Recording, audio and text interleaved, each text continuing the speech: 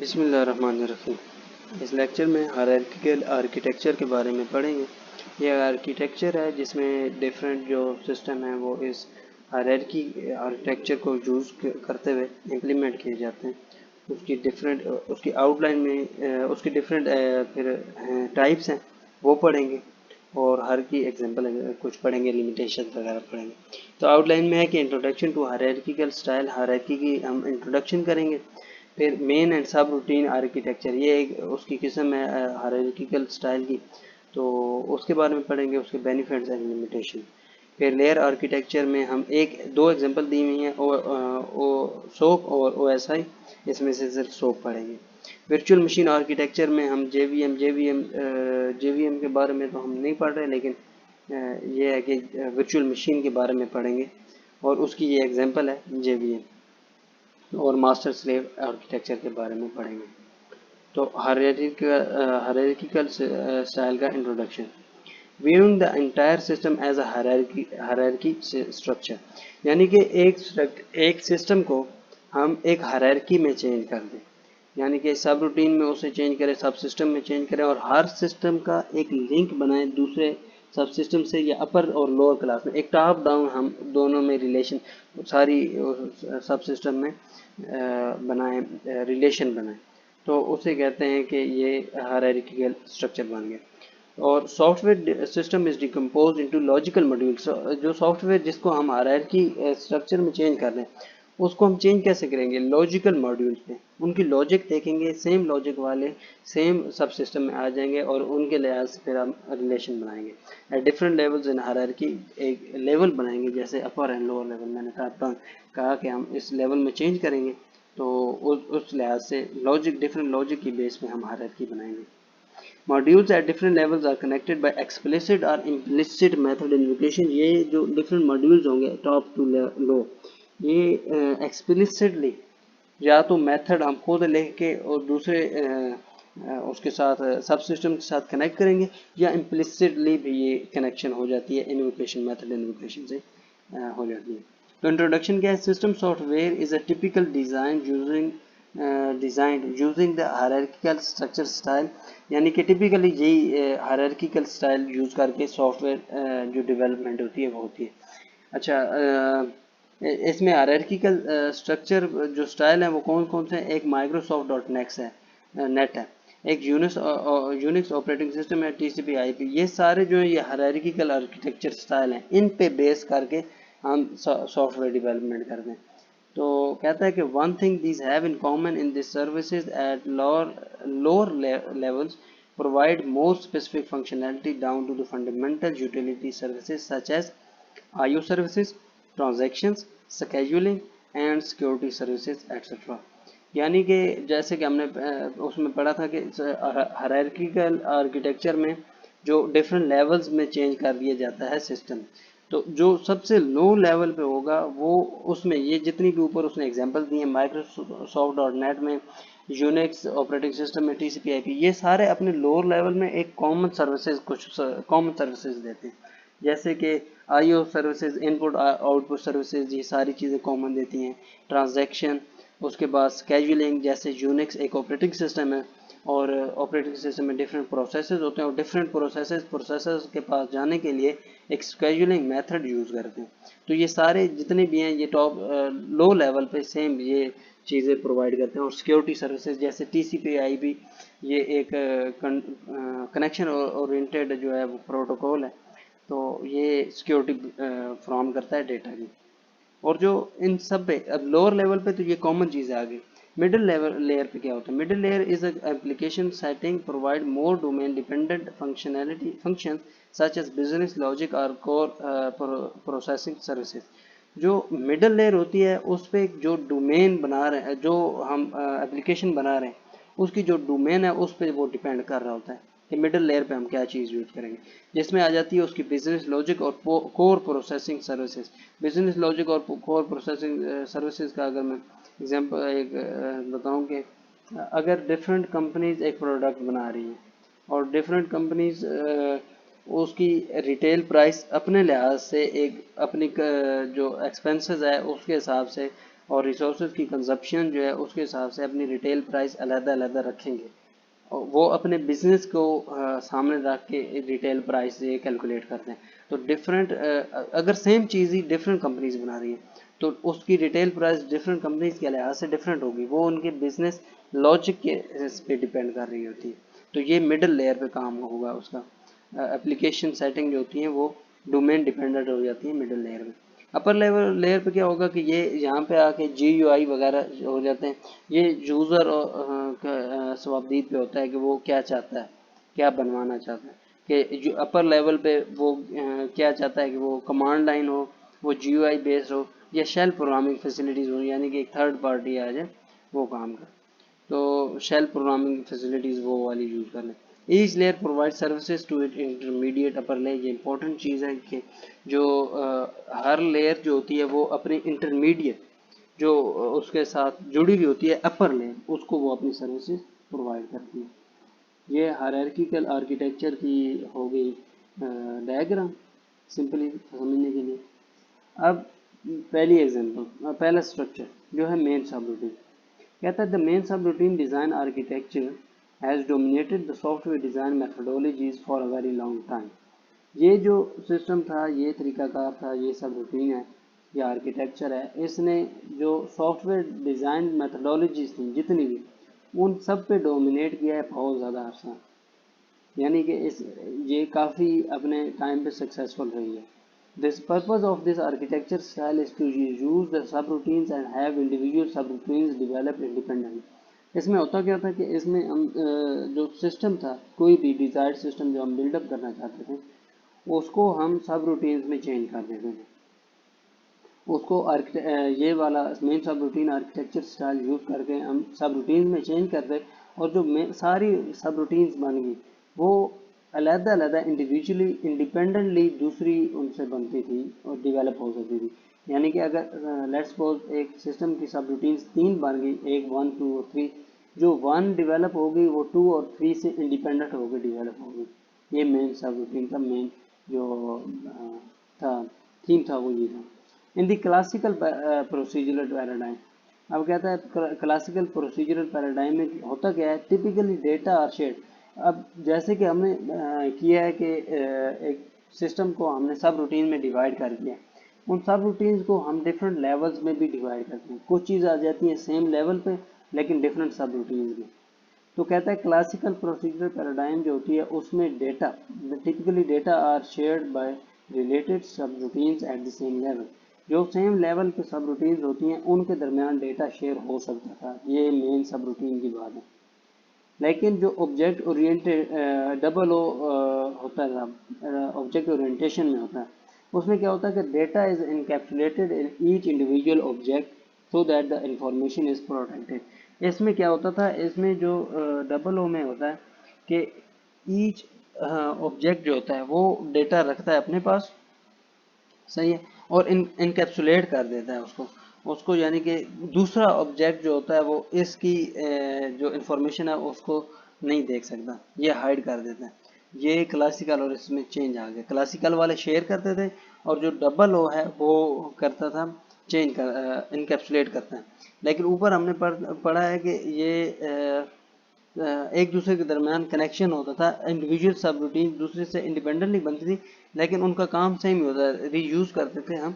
उनका आखिर में जो मेन सिस्टम था वो आपस में सब इंटीग्रेट करके एक मेन सिस्टम बना देते, जिसका मतलब कि उनका आपस में कुछ ना कुछ रिलेशन बनता है और डेटा फ्लो होता है। तो कहते हैं कि people often refer to the main subroutine. जो ये मेन सब रूटीन है इसको क्या रेफर करते हैं, वो कहते हैं कि ये ट्रेडिशनल स्टाइल है जिसमें जो सेम लेवल पे सब रूटीन्स होती हैं उनमें डेटा शेयर होता है, ना कि rather than double O style. यानी कि डबल ओ स्टाइल पे ये काम नहीं करता था, ये काम करता था ट्रेडिशनल स्टाइल पे जिसमें सेम लेवल पे डेटा शेयर होता था, जैसे कि ये है। मेन सब रूटीन में एक और बात थी कि एक ही चीज़ के दो पेरेंट्स हो सकते हैं, जैसे कि इसमें थर्ड रो में हम देखें दरमियान वाला सब 1 और 2, उसके दो पेरेंट्स हैं, एक सब रूटीन 2 और एक सब रूटीन 1। उसी तरह सेकंड और थर्ड रो में लास्ट वाला देखें, लास्ट राइट वाला, तो वो उसके जो पेरेंट्स हैं वो सब रूटीन 2 और 3 हैं। यानी कि एक चीज़ दूसरी चीज़ दो चीज़ों पे डिपेंड कर रही है। ये हाई कपलिंग को शो करती है। अच्छा, data is passed as parameters to subroutine from call. अब डेटा जो था एक सब रूटीन से दूसरी सब रूटीन में कैसे पास होता था, वो पैरामीटर्स के through pass by data is pass as parameter, parameters के जरिए वो जाता था एक सब रूटीन से दूसरी सब रूटीन में। कहता है कि two ways to pass on parameters data, यानी कि वो पास तो होता पैरामीटर्स के जरिए था, लेकिन पैरामीटर्स दो तरीके से पास किए जा सकते थे, एक pass by reference and second pass by the value. Pass by reference where the subroutines में change the value of the data reference by the parameter.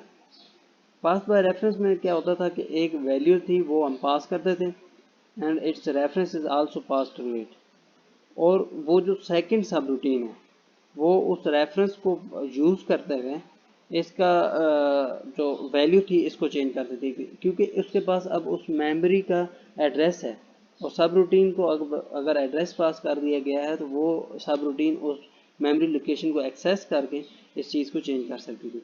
दूसरा है pass by value. Pass by value में हम ये नहीं करते कि उसको मेमोरी लोकेशन पास करते हैं, बल्कि एग्जैक्ट वैल्यू पास कर देते हैं।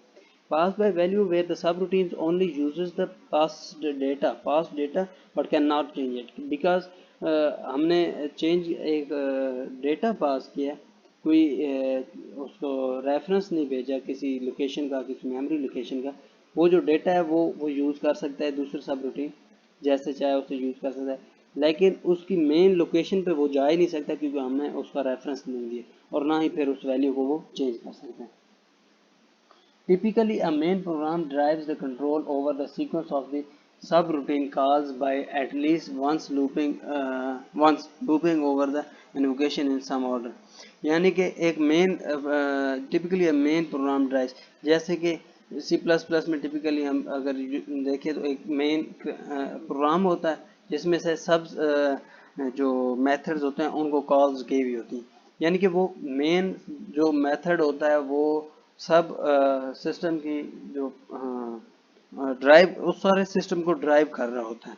तो इसी तरह यहाँ पे भी मेन प्रोग्राम जो है वो ड्राइव कर रहा होता है ऑल सीक्वेंस को। जैसे एक सब रूटीन ने दूसरे को कॉल किया, दूसरी सब रूटीन ने तीसरे को कॉल किया, तो वो जो कॉल हैं वो एक लूप के जरिए दोबारा वापस जो है वो रिकॉल होना शुरू हो जाएंगी।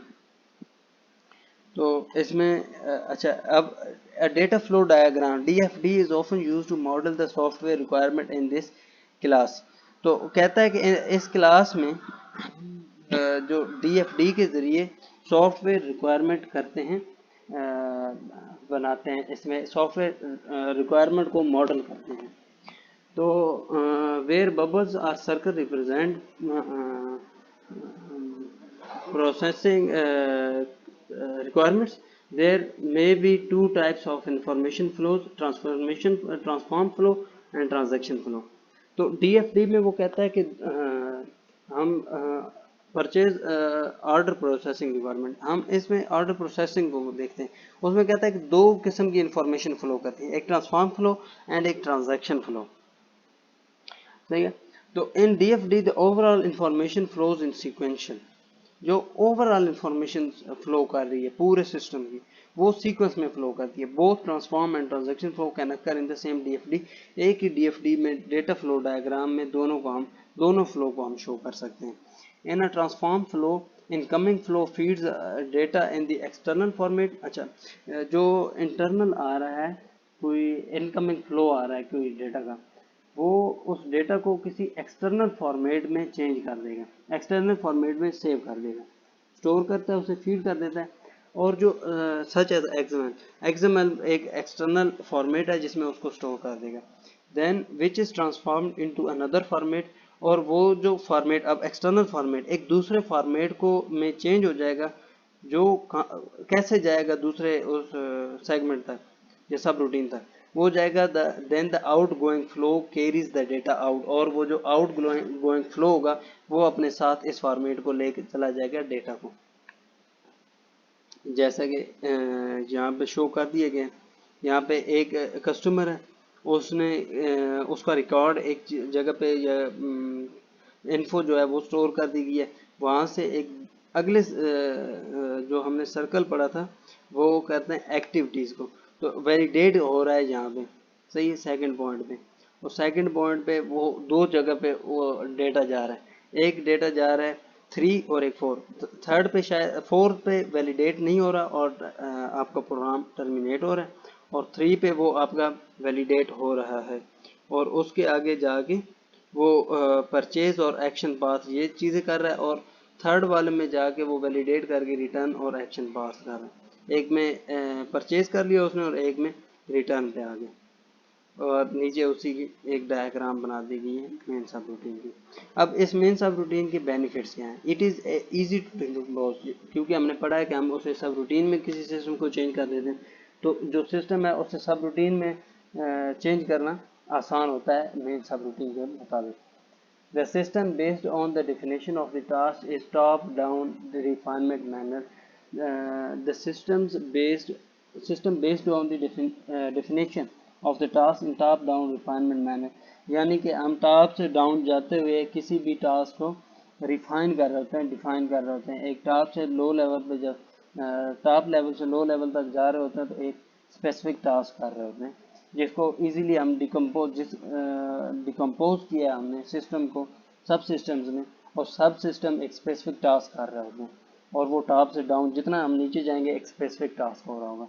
The architecture can still be use in subsystem of the O design, यानी कि ऑब्जेक्ट ओरिएंटेशन डिज़ाइन में हमने पढ़ा है कि वो एनकैप्सुलेट तो करता है, लेकिन अगर सिर्फ एक सब सिस्टम उठा लें तो उसके इंटरनल स्ट्रक्चर में हम ये वाला आर्किटेक्चर यूज़ कर सकते हैं। ओवरऑल अगर डबल ओ डिज़ाइन पे कोई चीज़ इंप्लीमेंट हुई है तो ओवरऑल हम नहीं यूज़ कर सकते इस चीज़ को, लेकिन अगर एक सब सिस्टम उठा लें उसमें तो उस एक सब सिस्टम के इंटरनल स्ट्रक्चर या आर्किटेक्चर हम इस पर बेस्ड कर सकते हैं। इसकी कुछ लिमिटेशंस हैं। लिमिटेशन के हवाले से ये है कि globally share data is classical main सब रूटीन इंट्रोड्यूस वल्नरेबिलिटी, यानी कि जो अगर एक जगह पे डेटा शेयर हो रहा है, अगर सारी क्लासेस सारी जो सब रूटीन्स हैं वो उस जगह को एक्सेस करेंगी, तो वहाँ पे जाके ये मेन सब रूटीन जो है ये प्रॉब्लम करेगी। टाइट कपलिंग, जैसे मैंने बताया था कि एक चीज़ के दो पेरेंट्स हो सकते हैं, मिनिमम वन हो सकता है, दो से ज़्यादा भी हो सकते हैं। तो जितनी ज़्यादा कपलिंग होगी उतना ज़्यादा अगर एक चीज़ में चेंज आएगा तो उसका रिपल्स दूसरे में इफेक्ट या उसको टेस्ट किया जा सकता है, यानी कि टाइट कपलिंग में cause more ripples effect of changes as compare to double O design. Double O design में जो टाइट कपलिंग नहीं होती तो इजीली हम चेंजेस कर सकते हैं क्योंकि उसमें इनकैप्सुलेशन हो जाती है, लेकिन इसमें क्योंकि डेटा ने सेम जगह पे उसमें शेयर भी होना होता है तो एक जगह पे चीज़ चेंज करो तो उसकी रिपल्स दूसरी साइड पे भी जाएंगे। मास्टर स्लेव आर्किटेक्चर, अब एक नया आर्किटेक्चर है दूसरा, master slave. The master slave architecture is a variant of the main सब routine. Main subroutine architecture style के ये वेरिएंट है। That suppose fault tolerance and system reliability. ये किस चीज़ को सपोर्ट करता है? ये दो चीज़ों को, एक फॉल्ट टॉलरेंस को और एक सिस्टम रिलायबिलिटी को। कैसे शो करता है? इसमें होता क्या है, in this architecture slaves provide replicated service to the master. अब एक टास्क करना है, एक मास्टर है और उसके बहुत सारे स्लेव्स हैं उसके अंडर काम कर रहे हैं, तो वो जो सारे स्लेव्स होंगे उनको सेम टास्क दे दिया जाएगा। वो जो जितने भी स्लेव्स हैं वो डिफरेंट मेथडोलॉजीज यूज करके उस सेम काम का आंसर निकालेंगे और उसका रिजल्ट जो है वो मास्टर को वापस कर देंगे। And the master selects a particular result among slaves by certain selection strategies. तो मास्टर के पास डिफरेंट स्ट्रेटजीज हैं कि उसने सारे जो स्लेव्स का रिजल्ट है कौन कौन से उनमें से रिजल्ट पिक करने हैं और कैसे पिक करने हैं, किन बेसिस पे पिक करने हैं। तो ये सारी चीज़ें जो हैं ये स्लेव डिफरेंट उनको यूज़ करते हुए कर सकता है strategy. The slaves may perform the same functional tasks by different algorithms and methods or by totally different functionality। अब जो different slaves हैं उनको different चीज़ें दे दी गई हैं और same task दे दिए गए, लेकिन same task वो different algorithm जो यूज़ करते हुए कर रहे हैं या different methods, same method नहीं होगा, different method यूज़ करके, या एक totally different functionality जो आपस में बिल्कुल मिक्स ही नहीं हो रही। दो स्लेव्स में डिफरेंट चीज़ें बिल्कुल डिफरेंट चीज़ों से तरीक़ों से एक ही चीज़ सॉल्व की जा रही है, लेकिन एंड रिजल्ट जो है वो मैटर एंड रिजल्ट करता है। तो वो चीज़ें मास्टर के पास जाएंगे और मास्टर उन्हें सेलेक्ट करेंगे। जैसे कि शो किया गया एक मास्टर के अंदर बहुत सारे स्लेव्स हैं और वो सर्विसेज उनसे ले रहा है। One other characteristics of this architecture include parallel computing and accuracy of the computation. इस मास्टर स्लेव आर्किटेक्चर की दूसरी जो कैरेक्टरिस्टिक है वो ये है कि पैरेलल जो है वो कंप्यूटिंग शुरू हो जाती है, क्योंकि different slaves eight the same time different algo और डिफरेंट फंक्शनैलिटीज यूज करते हुए वो कर रहे हैं, सेम काम कर रहे हैं। तो पैरेलल जो काम होता है, एक ही काम पैरेलल ही हो रहा है डिफरेंट स्लेव से। And accuracy of the computation, क्योंकि डिफरेंट स्लेव सेम काम कर रहे हैं और उनका रिजल्ट निकालेंगे, तो जब स्लेव मास्टर के पास डिफरेंट चीज़ों का एक ही चीज़ के डिफरेंट तरीक़ों से रिजल्ट आए हुए होंगे, तो वहाँ से वो वोटिंग करके देख लेगा या डिफरेंट कोई और मेथडोलॉजी यूज़ करके देख लेगा कि इनमें से मैंने कौन सा पिक करना है और कौन सा नहीं करना। Since the same task is delegated to several different implementations, अब सेम टास्क जो है उसकी डिफरेंट इम्प्लीमेंटेशन हुई हुई है डिफरेंट स्लेव्स पे, तो inaccurate result can be ruled out. जो इनएक्यूरेट होगा उनको जज करना आसान हो जाएगा। कैसे? With a majority vote strategy और अदर एल्गोरिथम, हम मेजोरिटी वोट स्ट्रेटजी यूज करेंगे कि जिनके जो आंसर ज़्यादातर का सेम है वो वाला दुरुस्त या सही तस्वर किया जाएगा, करेक्ट तस्वर किया जाएगा। तो ये एक स्ट्रेटजी है, और भी बहुत सारी स्ट्रेटजी यूज़ करके मास्टर की मर्जी है कि वो कौन सी स्ट्रेटजी यूज़ करके सिलेक्ट कर रहा है रिजल्ट। अब कह रहा है master domains application applicable domains of master slave architecture कहाँ कहाँ पे यूज़ हो सकती है।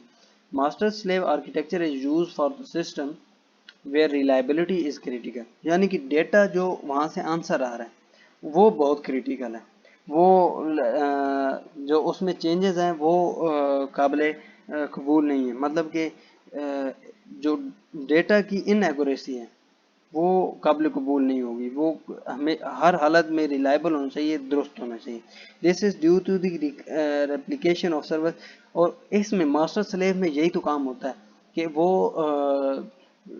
डिफरेंट स्लेव्स जो हैं वो सेम काम पे डिफरेंट स्ट्रेटजीज अप्लाई करते हैं और उनका आंसर निकालते हैं। फिर उस पर वोटिंग होती है कि कौन से ज़्यादातर स्लेव्स का आंसर सेम है, तो सेम आंसर जो होगा वो सही तस्वर किया जाएगा, तो वो उसकी रिलायबिलिटी जिस सिस्टम में यूज़ हो रहा है उसकी बढ़ा देगा। जैसे कि अगर एक मरीज़ की हम हिस्ट्री का कोई सिस्टम बना रहे हैं, तो उसमें जो उसकी हिस्ट्री एक्यूरेट हिस्ट्री होगी उसकी, या accurate data about the patient होगा, वो बहुत ज़्यादा क्रिटिकल होता है और उसका रिलायबल होना ज़रूरी है। तो ऐसे सिस्टम में हम मास्टर स्लेव जो आर्किटेक्चर है वो यूज़ कर सकते हैं। It should be noted that in database schema in design, the term master slave or parent child are employed to specify the dependency of one entity on another। यहाँ पे और जहाँ पे एक चीज़ बता रही है, कॉन्फ्लिक्ट बता रहा है कि जो डेटाबेस स्कीमा डिज़ाइन में भी एक चीज़ यूज़ होती है जिसे मास्टर स्लेव ही या पेरेंट चाइल्ड कहते हैं। उस मास्टर स्लेव में और इस मास्टर स्लेव में फ़र्क है। उस मास्टर स्लेव का मतलब है कि एक चीज़ जो चाइल्ड है वो पेरेंट पे डिपेंड कर रहा होता है, यहाँ पे ये मतलब नहीं। और वहाँ पे एक ये भी होता है कि वहाँ पे अगर पेरेंट क्लास को डिलीट कर दिया जाए तो चाइल्ड क्लास भी डिलीट हो जाती है, उसकी एग्जिस्टेंस ख़त्म हो जाती है। लेकिन इसमें क्या होता है, इसमें क्योंकि जो स्लेव होता है उसके पास एक डिफरेंट टेक्निक होती है किसी भी क्वेश्चन को सॉल्व करने की। तो जो if the master node is deleted then the slave node has a reason to stay, क्योंकि उसके पास रीज़न है, वो अभी भी वो काम कर सकता है, उसके पास एक डिफरेंट मेथडोलॉजी है, एक डिफरेंट एल्गोरिथम है, वो उस काम को सॉल्व कर सकते हैं। तो वो पेरेंट के डिलीट होने पर डिलीट नहीं होता, वो उसकी एग्जिस्टेंस रहती है। तो ये उसमें डिफरेंस है। अब एक थर्ड आर्किटेक्चर आ गया जो है layered. A layered architecture is the system is decomposed in the number of higher and lower layers in hierarchy। अब इसमें भी एक सिस्टम को डिकम्पोज कर दिया जाता है, लेकिन इसमें हायरार्की बनाई जाती है। हायरार्की कैसे बनाई जाएगी कि एक जो लेयर है वो दूसरे को रिक्वेस्ट करेगी, एडजेसेंट रिक्वेस्ट करेगी, एडजेसेंट जो लेयर्स होती हैं उसको सिर्फ रिक्वेस्ट कर सकती है। तो उसको रिक्वेस्ट करेगी कि मुझे ये वाली सर्विसेज चाहिए, तो वो उसे प्रोवाइड करेगी। अगर उससे नहीं हुई तो वो अगली सर्विस पे, अगली लेयर पे चली जाएगी, उसको रिक्वेस्ट करेगी कि मुझे ये वाली चाहिए। उसके पास अगर वो हुई तो वो उसे रिजल्ट देगा, वो उसे रिटर्न आएंगी अगली को, और जिसने ओरिजिनली रिक्वेस्ट की थी फिर उसके पास एंड तक रिजल्ट वो ट्रिकल होके पहुंच जाएगा लेयर के जरिए।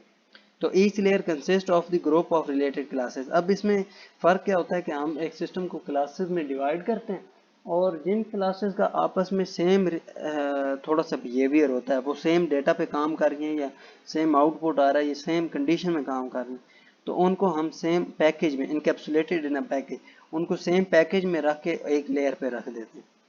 तो in a development component as a group of the subroutine in the format of method library or header file। जैसे header file होती है, header file में तकरीबन अगर header file एक यूज़ की जाए मैथ की, तो मैथ में सारे मैथ की ही चीज़ें पाई जाएंगी।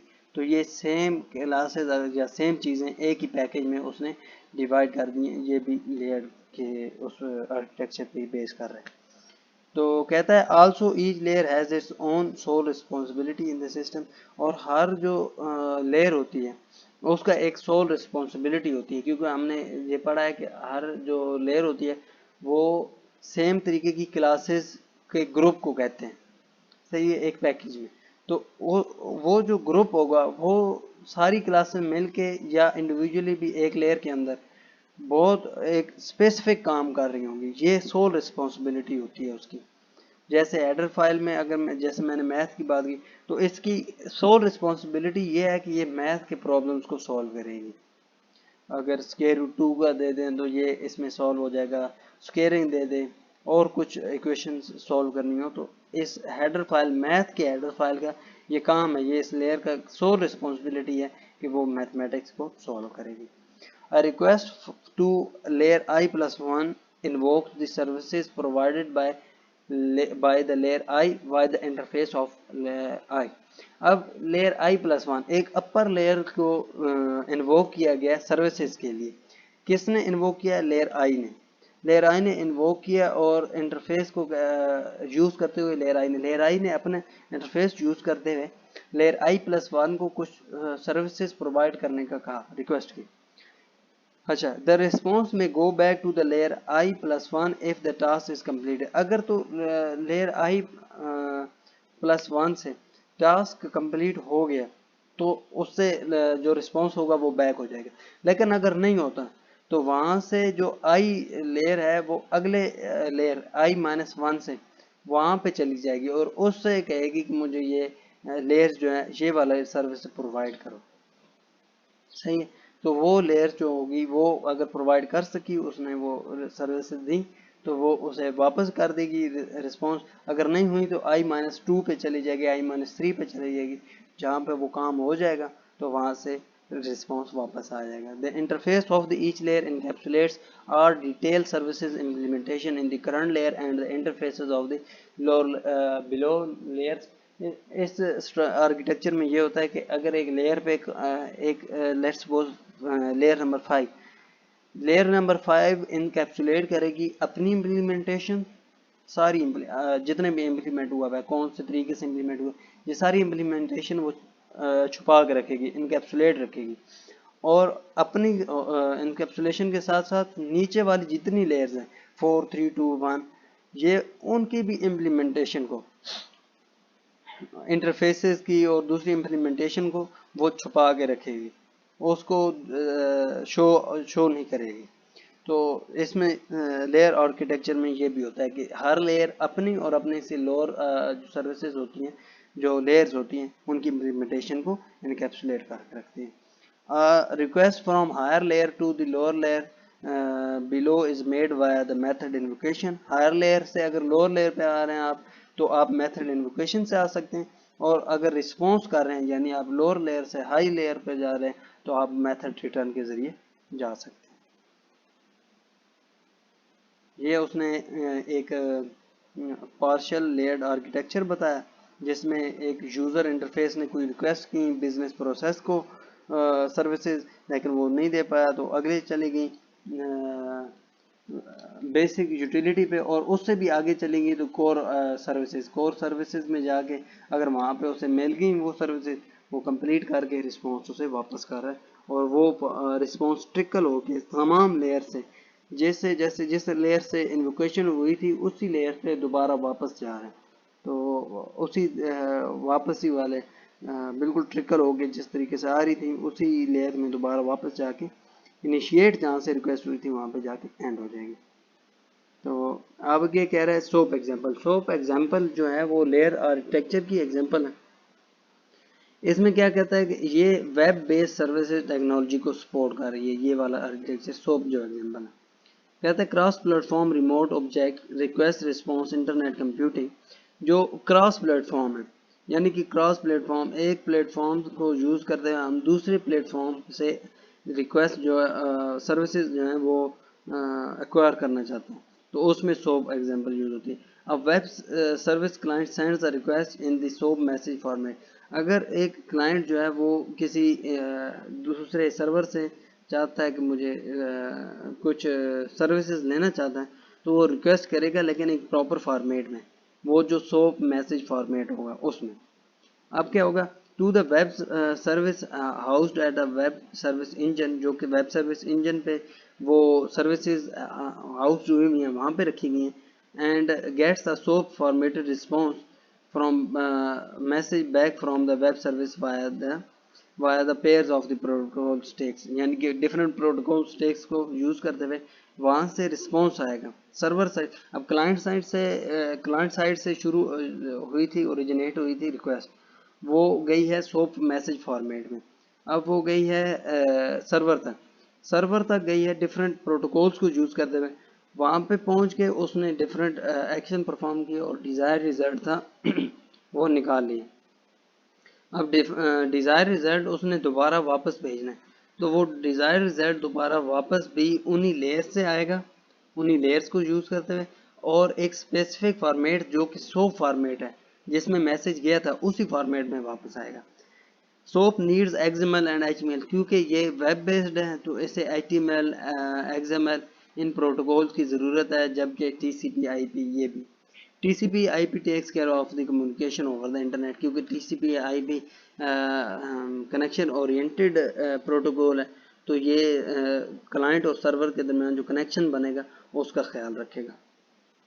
तो ये एक कंप्लीट जो है सोप प्रोटोकॉल लेयर का आर्किटेक्चर है, यानी कि एक क्लाइंट की तरफ से एक रिक्वेस्ट गई सोप फॉर्मेट में, वो XML प्रोटोकॉल, HTML प्रोटोकॉल और TCP प्रोटोकॉल पे पहुंच के वो सर्वर साइड पे पहुंच गई। अब सर्वर साइड पे वो बिल्कुल इसके उलट हुआ कि TCP से फिर HTML प्रोटोकॉल, फिर XML, फिर सोप फॉर्मेट को उसने किया अनपैक किया और सर्विसेज वहाँ पे, अब सर्वर साइड पे पहुँच गए, वहाँ पे सर्विसेज उसने अवेल की, उसका रिस्पॉन्स लिया, उसको सर्विस सोप मैसेज फॉर्मेट में दोबारा कन्वर्ट किया, वही XML, HTML और TCP प्रोटोकॉल्स को यूज़ करके वो दोबारा क्लाइंट तक पहुँच गए, तो ये वहाँ से उसको रिस्पॉन्स मिल गया।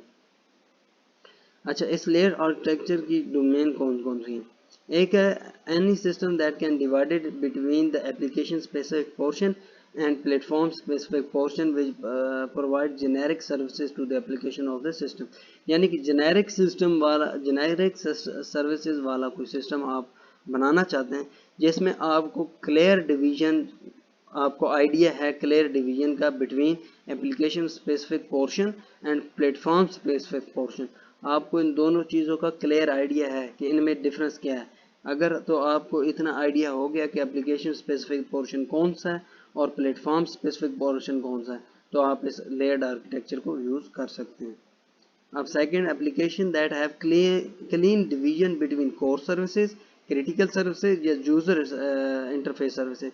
आप एक एप्लीकेशन बना रहे हैं जिसमें आपने डिफरेंट प्लेटफॉर्म को नहीं यूज़ करना, सेम प्लेटफॉर्म है, लेकिन उसमें आपको ये पता है कि आपने कोर सर्विसेज, क्रिटिकल सर्विसेज और यूज़र इंटरफेस, इन तीनों चीज़ों में आपको डिफरेंस इंतहाई क्लियर है, बिल्कुल क्लीन आपको डिवीजन विजन है आपको उन तीनों चीज़ों में, तो फिर आप ये लेयर्ड आर्किटेक्चर यूज़ कर सकते हैं। क्योंकि उसमें जाके आपने सेम क्लासेस ढूंढनी होती हैं जिन्हें आप सेम पैकेज में रखेंगे।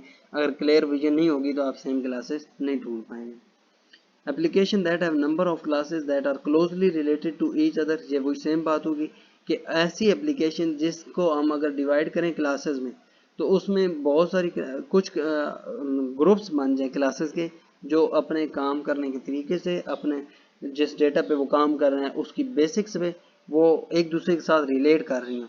तो अगर रिलेट कर रही हैं तो उन्हें हम इस आर्किटेक्चर के मुताबिक सॉल्व बना सकते हैं। बेनिफिट्स क्या हैं? Incremental development based on the increasing levels of the abstraction, यानी कि हम जैसे जैसे इंक्रीमेंट कर रहे हैं सिस्टम को, इसका मतलब कि वैसे वैसे उसमें क्लासेस ज़्यादा आ रही हैं। तो क्लासेस जब हम उसमें ज़्यादा बनाएंगे तो सेम क्लासेस वाले उनको सेम ग्रुप में रखना ईजी हो जाएगा। और जब क्लासेस ज़्यादा बनी आपको एक ब्रॉड विजन मिलता जा रहा है, आपको क्लासेस में डिवीजन पता चलती जा रही है, तो आप इंक्रीमेंट में हर इंक्रीमेंट में सेम क्लासेस वाली जो लेयर है उसे आप इम्प्लीमेंट करना शुरू कर देंगे। इस तरह इंक्रीमेंटल डेवलपमेंट बेस जो होगी वो आसान हो जाएगी। Enhance independence of upper layer and lower layer, यानी कि अपर लेयर और लोअर लेयर के दरमियान जो इंडिपेंडेंस है उसे इनहेंस करिए। कैसे? जो no impact from the changes of lower layer में अगर कुछ भी आप चेंज कर रहे हैं तो उसका इफेक्ट जो होगा वो अपर लेयर पे नहीं होगा। जब तक एक कंडीशन भी है, जब तक as long as there is interface remain unchanged, अगर तो उनका इंटरफेस आप बिल्कुल सेम रखते हैं, क्योंकि बिटवीन द लेयर्स जो इंटरेक्शन हो रही है वो इंटरफेसेस के जरिए हो रही है। अगर इंटरफेस आप चेंज नहीं कर रहे तो इंटरफेस चेंज नहीं कर रहे तो उनके दरमियान अगर लोअर लेयर में कुछ भी चेंज कर रहे हैं सिवाय इंटरफेस के तो उसका इम्पैक्ट या उसके जो इफेक्ट होगा वो ऊपर वाली अपर लेयर पे नहीं होगा। ये इंडिपेंडेंस को शो कर रही है। फ्लेक्सिबिलिटी कर रही है, इंटरचेंजेबिलिटी एंड रीयूजेबिलिटी, क्योंकि सेम क्लासेस हमने रखी हैं सेम लेयर्स में, तो ये इंटरचेंजेबिलिटी एंड रीयूजेबिलिटी जो कोड यहाँ पे लिखे गए हैं वो कहीं और पे रीयूजेबल हो सकते हैं या इंटरचेंजेबल, इसे हटा के कोई और चीज़ यहाँ पे यूज़ कर सकते हैं उसी चीज़ को। जैसे हमने पढ़ा था मास्टर स्लेव में कि एक स्लेव एक चीज़ पे काम कर रहा था दूसरी चीज़, लेट्स सपोज वो एक स्लेव जो है उसकी फंक्शनैलिटी यहाँ पे एक क्लास के साथ मिक्स हो रही है लेकिन उसका जो काम है स्लेव वाले का वो ज़्यादा एक्यूरेट है, तो उसको हम इसके साथ इंटरचेंज कर सकते हैं, यानी कि इंटरचेंजेबिलिटी और रीयूजेबिलिटी आसान होगी। Component based technology is suitable technology to implement layer architecture, यानी ऐसा टेक्नोलॉजी जिसको हम कंपोनेंट में चेंज कर सकें तो उसको हम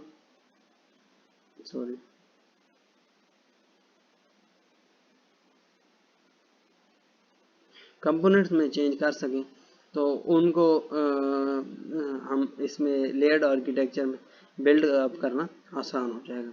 क्योंकि हमें पहले पढ़ा है कि अगर वो डिफरेंट क्लासेस में या कंपोनेंट्स में चेंज होंगे तो वो डिफरेंट कंपोनेंट्स के हम मज़ीद फर्दर डिवाइड करेंगे सब क्लासेस में और सेम क्लासेस वालों को सेम लेयर में रख के हम इंक्रीमेंटल अप्रोच के साथ उसे कर लेंगे, इम्प्लीमेंट कर लेंगे। This makes it much easier for the system to allow for plug and play of the new components. हमने पढ़ा है कि इसमें क्योंकि इनहेंस इंडिपेंडेंस होती है, इंडिपेंडेंस क्योंकि बहुत ज़्यादा है इसलिए हम कोई चीज़ भी नई चीज़ इसके साथ प्लग करें उसको इम्प्लीमेंट करें और प्ले कर दें। Plug and play of new components easy होती है इसमें। Promotion of probability, each layer can be abstract machine develop independently, यानी कि जो डिफरेंट लेयर्स होती हैं उनका एक सोलो वर्क होता है, वो दूसरे से इंडिपेंडेंट होती हैं, सही है, और उनके दरमियान कनेक्शन होती है, डेटा फ्लो होता है अपने अपने काम के लिए। तो अगर तो वो एक दूसरे के इंडिपेंडेंट हैं तो वो इंडिपेंडेंटली डेवलप भी हो सकती हैं। Parallel limitation, lower runtime performance since client requests are the response to a client must go through potential several layers, क्योंकि क्लाइंट साइड से अगर सर्वर साइड पे जा रहा है या सर्वर साइड से कोई रिस्पॉन्स क्लाइंट साइड पे आ रहा है तो उसे बहुत सारी लेयर से गुजरना पड़ रहा है। तो हर लेयर जो होगी उस पर अपना अलग-अलग काम करेगी, उस अलग-अलग काम करने में बहुत ज़्यादा जो टाइम है वो रिक्वायर होगा, इसलिए इसका जो रन टाइम परफॉर्मेंस है वो लो हो जाएगी। There are also performance concerns of overhead on the data marshalling and buffering by the each layer. Each layer जो होती है वो डेटा को बफर कर रही है, सही है, या उसकी मार्शलिंग कर रही है।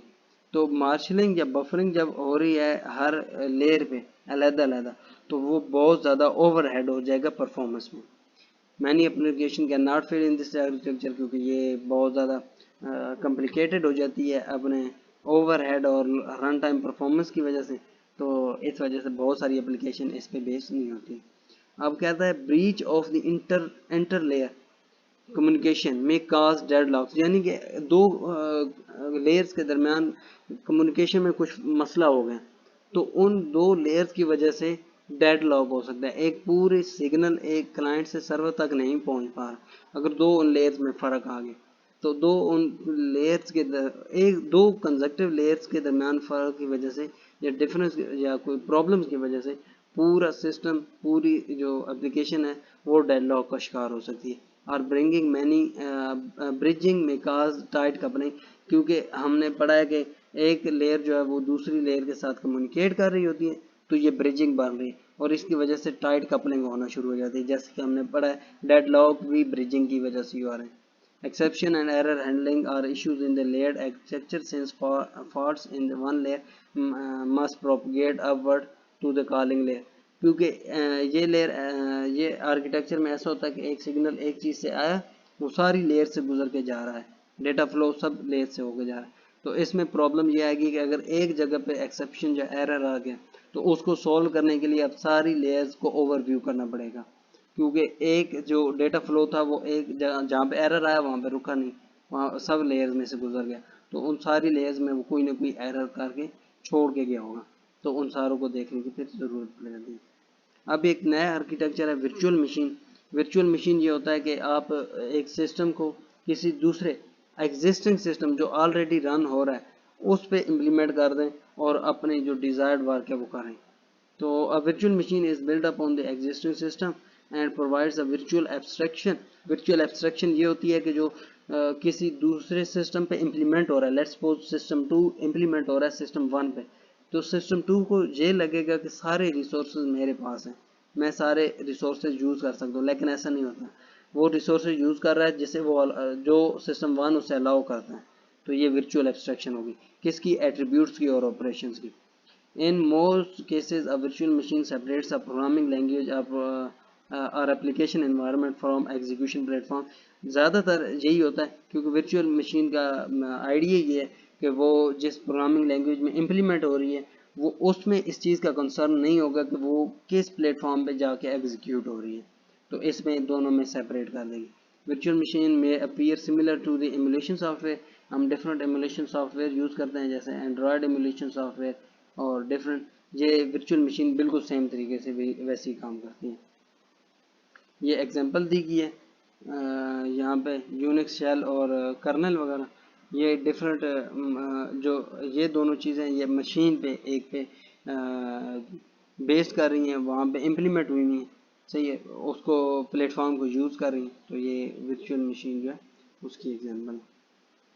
Application domain, applicable domain of the virtual machine, यानी कि इस आर्किटेक्चर को हम कहाँ यूज़ कर सकते हैं, वहाँ यूज़ कर सकते हैं। It is suitable for the solving a problem by simulation और ट्रांसलेशन और if there is no direct solution, यानी कि एक सिस्टम बनाना चाहते हैं लेकिन उसका डायरेक्ट सोल्यूशन कोई नहीं है, सही है, तो हम उसको एक दूसरा एक वर्चुअल मशीन पे इम्प्लीमेंट करें, डिप्लॉय करके उसका अपना डिज़ायर्ड वर्क वहाँ से निकाल सकते हैं। हम एक प्रॉब्लम को सॉल्व कर रहे हैं लेकिन उसकी जो डायरेक्ट सोल्यूशन था वो नहीं था, अलाउ नहीं था ना, हम उस पर इम्प्लीमेंट करने की तरफ जा रहे थे, लेकिन वहाँ से it is suitable for solving a problem by simulation, तो हमने उसकी सिमुलेशन बनाई, उसे डिप्लॉय किया दूसरे सिस्टम पे और वहाँ से अपना प्रॉब्लम सॉल्व कर लिया।